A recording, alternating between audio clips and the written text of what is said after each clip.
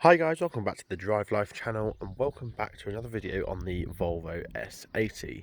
Now today's video we're going to be taking a look at the environmental impact this car has had on the earth. Thank you to the hedge trimmer over there. And for those of you who followed the channel for a while, you'll know that I did one of these on my BMW 1 Series. It was a 120D M Sport and it offered some quite interesting results. So I've got some calculations that I've made based on sort of a couple of averages, etc. And yeah, we're going to talk you through them. I'm going to do it inside now, inside the car, because that lady with the trimmer is going to drive me mad. Okay then guys, here we are inside the car and I have with me my calculations. So like I said, these are based on various averages, so I'll just talk you through those now. So I'm working on the basis that this car has done 87,770 miles. I'm also going to be working with the basis that this car has averaged, what is currently averaging now, 35.7 miles per gallon throughout its lifetime. So just because then it'll make it easier. Then we are going to then show you, we're going to split it into two sections. We're going to split it into fuel and CO2 emissions, which I just think will be an interesting thing to look at. I'm also going to give you the total price of fuel, and that's worked on an average of 125 a litre, given when prices from 2009 to now 2020, so it's 11 years worth of data. And I'm also going to give you the total cost of tax if the vehicle was taxed at £265 a year for the last 11 years. So let's get into it. So in terms of fuel, obviously this car's travelled 87,770 miles with an average miles per gallon of 35.7 mpg.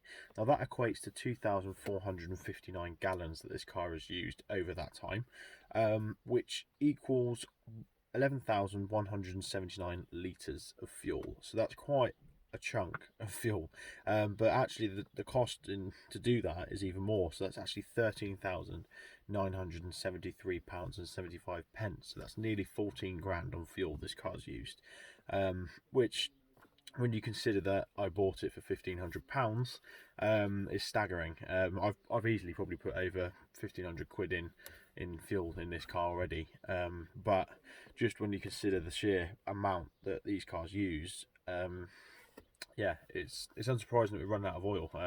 And this car's probably, you're not going to buy a petrol car with the same performance as this that can do 35 miles per gallon on average. You're going to be looking at more in sort of early to mid 20s. So that's just sort of one of the reasons for me why I went for diesel. But yeah, that's a different video. So nearly 14 grand in fuel, over 11,000 litres of fuel used, which is absolutely crazy. But then let's look at the CO2 figures, which I think is perhaps one of the biggest, the most shocking figures of this all. So this car emits 178 grams per kilometre of CO2 gas. So that's just the carbon dioxide gas. It doesn't account for any other sort of nitrogen or anything like that. That isn't recorded for some reason. So in order to work that out, we had to convert the 87,770 miles into kilometres, which works out at 141,252 kilometres. Then all you need to do is just times that by your grams per kilometre number, and then divide it by 1,000 to get the kilos number. And it gave a pretty shocking result actually. This car, in the 11 years that it's been driving, has emitted 25,142 kilos of CO2. Now when you think how light CO2 is, it's a lot of gas that it's been chucking out the back. That's over 25 tons, which is absolutely crazy. It's over 2,000, over 2 ton a year, which is another thing to consider. But this car's actually taxed at £265 a year, because of that 178. It falls in the bracket, I think it's 165 to 185. So In terms of total amount of tax that's been paid on this vehicle over the past 11 years is £2,915, which again actually isn't too bad. But when you consider how much of the 14,000 it's had on fuel, probably around 20% of that is tax. So if we just do a bit of quick maths,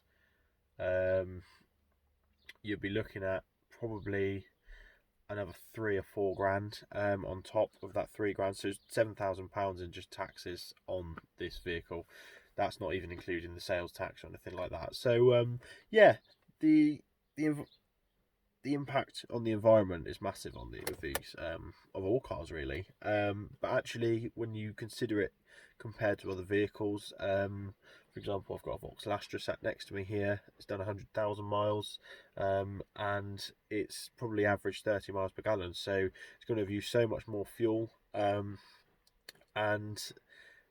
granted, it's probably not as bad on the CO2. I'm not sure how much that one is to tax in terms of the CO2 figure, but yeah, it's all relative. You can see how a V8 Mercedes AMG could destroy the planet a lot quicker than one of these. But yeah, at the end of the day, we've got to get moving. We've got to go around places. So yeah, but that's just a quick little interesting video that I thought would help you in terms of just sort of getting an idea. So I'll just show you probably the wrong way around actually. I'll include a picture of this at the end of the video so you guys can see how much it's cost. But yeah, thanks for watching. Don't forget to like, comment and subscribe, and I'll see you in the next video. Cheers.